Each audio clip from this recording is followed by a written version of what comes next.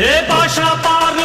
பாரு பட்டாளத்து நடைய பாரு பகை நடுங்கும் படைய பாரு கோட்டு சூட்டு ரெண்டும் எடுத்து கோட்டு நடக்கும் புலிய பாரு அற்றி எரியும் நெருப்ப போல சுட்டெரிக்கும் விழிய பாரு ரத்தம் வேர்வை ரெண்டும் கொண்ட ராஜாங்கத்தின் மன்னன் தானடா இவன் பேருக்குள்ளே காந்தம் உண்டு உண்மைதானடா